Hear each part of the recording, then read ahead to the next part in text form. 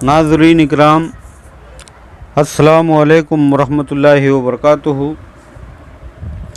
میں خاک پائے حضرت خواجہ محمد یوسف علی شاہ قادری رحمۃ اللہ علیہ، فقیر حقیر محمد خلیل علی شاہ قادری آپ سے مخاطب ہوں۔ آج ہماری گفتگو کا موضوع ہے من عرف نفسہ فقد عرف ربہ۔ جس نے اپنے نفس کی پہچان کی اس نے اپنے رب کی پہچان کی، یا یوں سمجھیے انسان میں رحمان کی جلوہ گری۔ اے طالب مولا، یہ جو گفتگو کا اصل مقصد ہے معرفت نفس ہے۔ جو شخص من عرف کی آنکھوں سے خود کو جانتا ہے وہ خدا کو بھی جانتا ہے، اور اگر وہ خود کی معرفت سے خدا کو پہچانتا ہے تو اس کی بارگاہ قرب میں بھی پہنچ سکتا ہے۔ اس لیے کہ بذات خود اللہ انسان میں اس کی جان سے بھی زیادہ قریب اور قریب سے قریب تر ہے۔ جیسے کہ اللہ تبارک و تعالی قرآن کریم میں فرماتا ہے نحن اقرب الیہ من حبل الورید، یعنی ہم تمہاری دھڑکتی ہوئی شہرک سے بھی زیادہ قریب ہیں اور وہ تمہارے ساتھ ہے، جیسا کہ قولہ الحق وَهُوَ مَعَكُمْ أَيْنَمَا كُنْتُمْ، یعنی تم جس جگہ پر بھی رہو وہ تمہارے ساتھ ہے۔ اے طالب مولا، تجھے جاننا چاہیے کہ 18,000 عالم کو پیدا کرنے والا اور ان میں ہر قسم کے جاندار و مخلوق کو روزی دے کر پالنے والا رب العزت واحد ذات اللہ کی کائنات میں تو ذات پاک کا کامل مظہر اور نشانی اور ذل سبحانی اور مرات رحمانی ہے۔ قولہ تعالی سنریہم آیاتنا فی الآفاق وفی انفسہم حتی یتبین لہم انہ الحق، یعنی ان قریب ہم انہیں اپنی نشانیاں جہاں میں اور ان کی اپنی ذات میں دکھائیں گے تاکہ انہیں واضح ہو جائے کہ وہی حق ذات ہے۔ مذکورہ بالا آیت میں وفی انفسہم کو من عرف نفسہ سے پہچانا،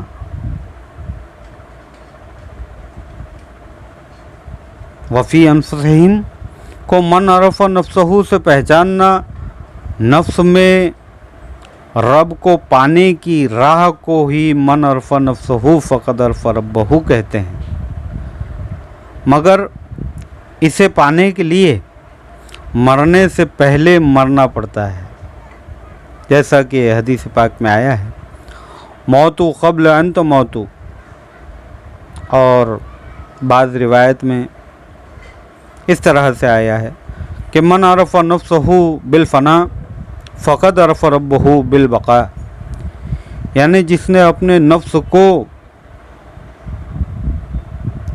فنا کے ساتھ پہچانا تحقیق اس نے اپنے رب کو بقا کے ساتھ پہچانا۔